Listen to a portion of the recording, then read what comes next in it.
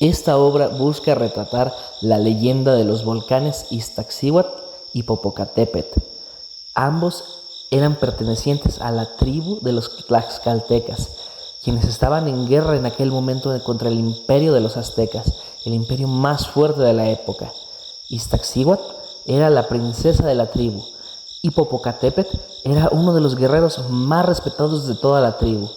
Ambos estaban perdidamente enamorados uno del otro y querían vivir juntos, desafiando así la diferencia abismal de castas, a lo que el rey de la tribu prometió a su hija a aquel guerrero Popocatépetl, siempre y cuando Popocatépetl y sus hombres regresaran victoriosos de la batalla en contra de los aztecas. Los guerreros partieron, y tal como era de esperarse, los aztecas avasallaron fácilmente a toda la tribu de los tlaxcaltecas, aunque los tlaxcaltecas lograron su cometido principal, que era mantener a los aztecas fuera de su reino para no ser colonizados. Pero en la batalla Popocatépetl fue capturado. Los guerreros no tuvieron más remedio que regresar a su pueblo sin el guerrero Popocatépetl, dando por hecho así el final de su destino.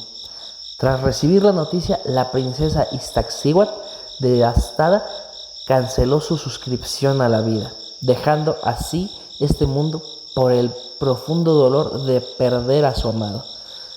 Pero contra todo pronóstico, Popocatépetl no solo sobrevivió y escapó, sino que también logró regresar a casa, deseoso de casarse con la princesa.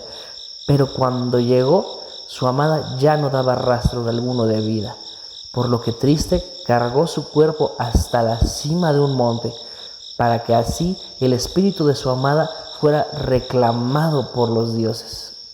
Los dioses, conmovidos por aquel acto heroico de valentía y amor puro, decidieron concederles a ambos una vida eterna juntos, convirtiéndolos así en dos volcanes que estarán siempre juntos. Se dice que cuando alguno de estos dos volcanes, ya sea el Iztaccíhuatl o el Popocatépetl, se activa, es por la fuerza de su amor que se reclaman mutuamente.